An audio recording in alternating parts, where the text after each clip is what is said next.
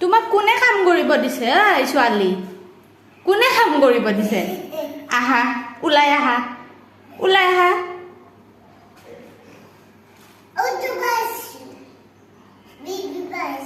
baby brush কৰিব নালাগে আহা ওলাই আহা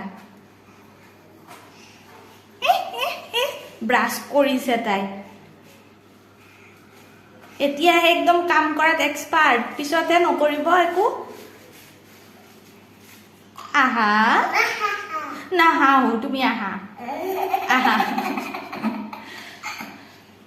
আহা আহিছানে আহা তুমি আহা